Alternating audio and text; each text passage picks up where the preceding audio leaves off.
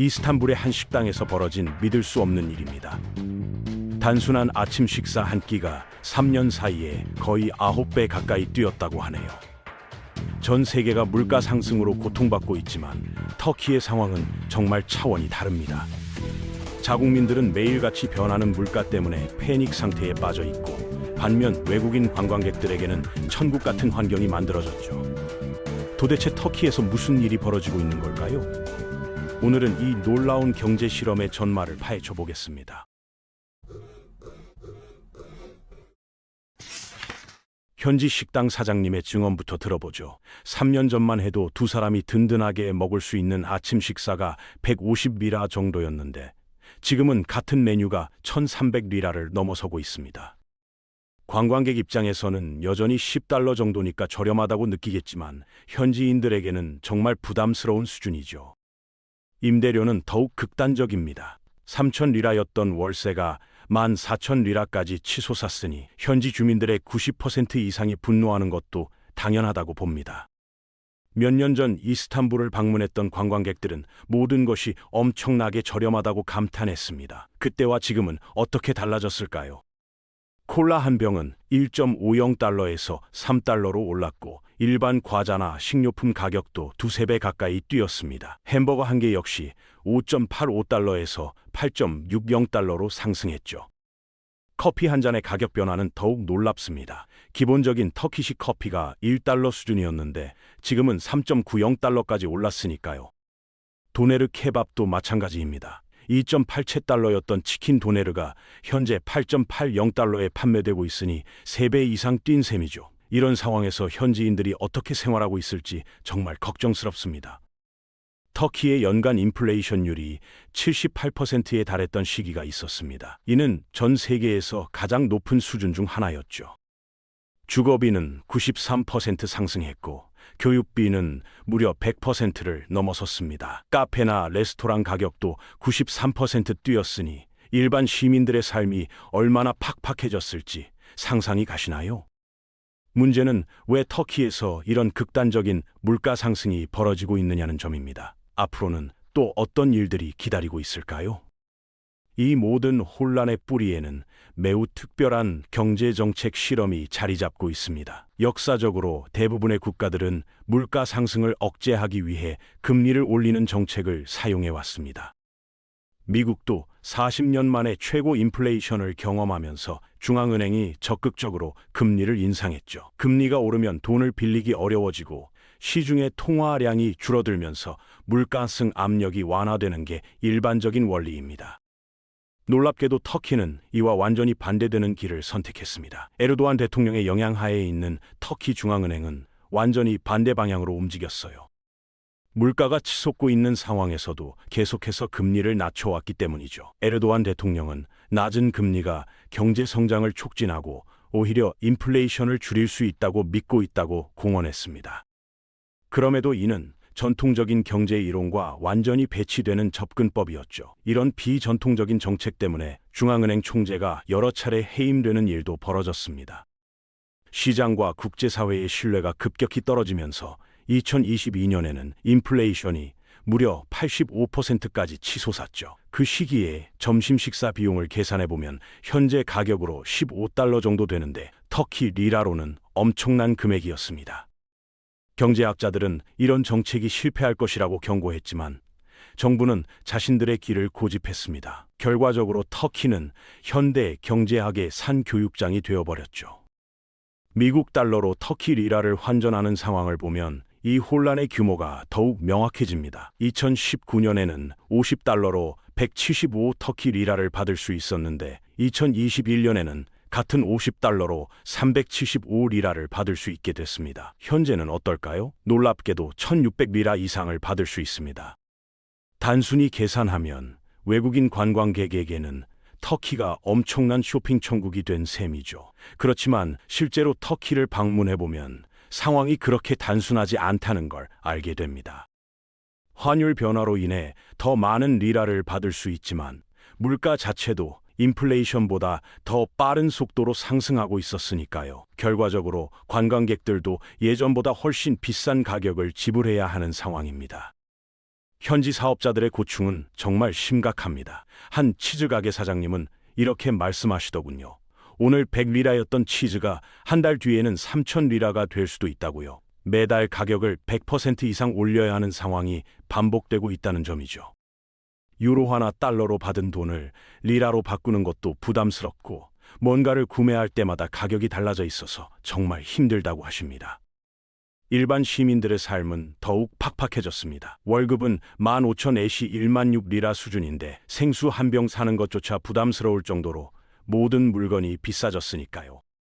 터키 리라의 가치가 주요 통화 대비 대폭 하락하면서 수입품 가격이 천정부지로 치솟았고 이것이 전반적인 물가 상승을 더욱 가속화시켰습니다. 특히 연금 생활자들과 고정소득층의 피해가 극심합니다. 투자자들의 신뢰도 바닥으로 떨어졌습니다.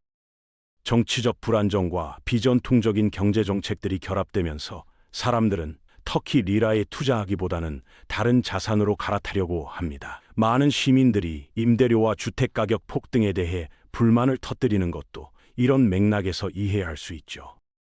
외국인 투자자들도 터키 시장을 떠나기 시작했고 이는 또 다른 악순환의 시작이었습니다. 흥미로운 현상 중 하나는 터키 국민들의 소비 패턴 변화입니다. 자국 통화를 신뢰하지 않게 되면서 사람들은 돈을 저축하기보다는 즉시 소비하는 경향을 보이고 있었어요. 아르헨티나나 레바논에서도 비슷한 현상이 관찰되는데 매일매일 돈의 가치가 떨어지는 상황에서는 은행에 저축하거나 집에 보관하는 것보다 당장 필요한 것들을 구매하는 게 더 합리적일 수 있습니다. 이런 현상을 경제학에서는 화폐의 뜨거운 감자 효과라고 부르기도 합니다. 사람들이 빨리 손에서 떠나보내려고 하는 돈이 되어버린 사실이죠. 정부 차원에서도 대응책을 마련하려고 노력하고 있습니다.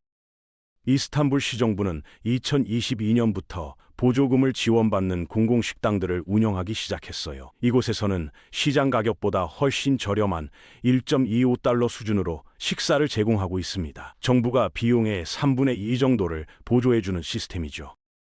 다만 이런 미봉책으로는 근본적인 문제 해결에 한계가 있습니다. 각 공공식당마다 하루에 약 1,000끼 정도의 식사를 제공하고 있지만 수요에 비해 공급이 부족한 상황입니다. 아이러니하게도 상대적으로 여유가 있는 사람들이 이런 혜택을 누리고 정말 어려운 처지의 사람들은 음식을 구하지 못하는 경우도 생기고 있다고 해요. 정부는 몇 달 전에 20개의 추가 매장을 열겠다고 발표했지만 근본적인 해결책이 되기에는 한계가 있어 보입니다. 최근 들어서는 터키 중앙은행도 정책 방향을 바꾸기 시작했습니다.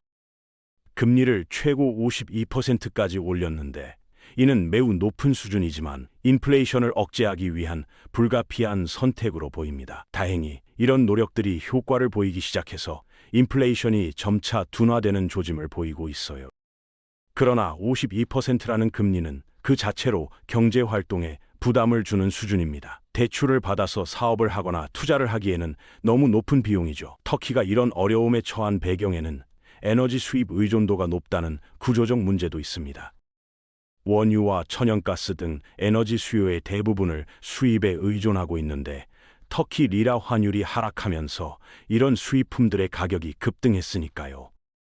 여기에 공급망 혼란과 지정학적 긴장으로 인한 글로벌 원자재 가격 상승까지 겹치면서 상황이 더욱 악화됐습니다. 지리적으로도 터키는 유럽과 아시아의 교차점에 위치해 있어서 다양한 국제적 충돌에 영향을 받기 쉬운 구조입니다. 근본적인 문제는 통화 정책과 재정 정책이 서로 다른 방향을 향하고 있었다는 점입니다. 일반적으로는 인플레이션을 억제하기 위해 두 정책이 조화를 이뤄야 하는데 터키에서는 이런 정책 조율이 제대로 이뤄지지 않았던 사실이죠. 가격과 임금을 직접 통제하려는 시도들도 있었지만 별다른 효과를 거두지 못했고 오히려 상품 공급 부족 현상만 심화시켰습니다.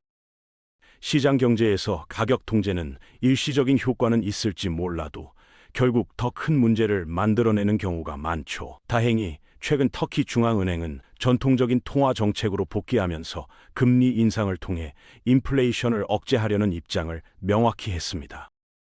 이런 변화가 중앙은행의 신뢰성을 회복하고 경제 안정을 도모하는 데 도움이 될 것으로 기대되고 있어요. 그렇지만 정책의 일관성을 유지하는 것이 무엇보다 중요한 상황입니다. 투자자들과 시민들이 정말로 신뢰할 수 있는 정책인지 지켜보고 있기 때문이에요. 특별히 주목할 만한 현상은 터키가 세계에서 암호화폐 채택률이 가장 높은 국가 중 하나가 됐다는 점입니다. 인구의 약 16% 정도가 암호화폐를 보유하거나 실제로 사용하고 있다고 합니다. BTC, 투르크나 파리부 같은 터키 암호화폐 거래소들의 데이터를 보면 인플레이션이 극심했던 시기에 거래량이 폭발적으로 증가했다고 해요. 사람들이 자국 화폐를 신뢰하지 않게 되면서 대안적 자산을 찾는 것은 자연스러운 현상이죠. 2022년 인플레이션이 최고조에 달했을 때 BTC 투르크의 일일 거래량이 10억 달러 상당을 넘어섰다고 합니다. 터키 리라가 달러 대비 44% 가까이 가치를 잃으면서 많은 터키인들이 암호화폐를 피난처 자산으로 활용하기 시작한 점이죠. 정부가 2021년 4월에 암호화폐 결제를 금지했지만 거래나 보유 자체는 금지하지 않았기 때문에 시장이 계속 성장할 수 있었습니다. 이런 상황은 정부에게는 달가운 일이 아니었지만 시민들 입장에서는 자산을 보호하는 수단이 되었던 사실이에요. 이런 경제적 혼란 속에서 많은 터키인들이 해외로 떠나려고 하고 있습니다. 더 안정적인 경제 환경을 찾아 다른 나라로 이주하려는 사람들이 늘어나면서 심각한 두뇌 유출 현상이 나타나고 있어요. 해외 이주에 대한 수요가 급증하면서 비자 발급도 어려워지는 악순환이 계속되고 있습니다. 특히 고학력자들과 전문직 종사자들의 해외 이주 비율이 높아지고 있다는 점이 우려스럽습니다. 이들이 떠나면 터키 경제의 장기적 성장 잠재력에도 악영향을 미칠 수 있었으니까요.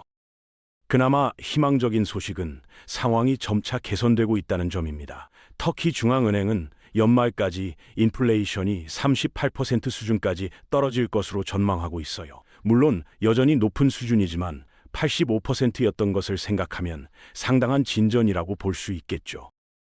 그러나 38%도 여전히 국민들의 생활을 압박하는 수준이라는 점은 부인할 수 없습니다. 경제학자들 사이에서는 중앙은행이 언제쯤 금리를 낮추기 시작할지에 대해 의견이 갈리고 있습니다. 일부는 연말 이전에도 가능하다고 보지만 많은 전문가들은 2025년까지는 기다려야 한다고 예측하고 있어요. 확실한 건 상황이 나아지고 있다는 점이고 이런 추세가 계속된다면 터키 경제도 안정을 찾을 수 있을 것 같습니다. 다만 회복 과정에서도 많은 어려움들이 기다리고 있을 것으로 보입니다. 터키 상황은 전 세계에 중요한 교훈을 주고 있습니다. 통화 정책의 독립성이 얼마나 중요한지, 그리고 전통적인 경제 원칙들을 무시했을 때 어떤 결과가 나타나는지를 보여주는 생생한 사례죠. 다른 나라들도 터키의 경험을 통해 많은 것을 배우고 있을 것입니다. 앞으로 터키가 어떻게 이 위기를 극복해 나갈지, 그리고 국민들의 고통이 언제쯤 끝날지 지켜보는 것이 중요할 것 같습니다.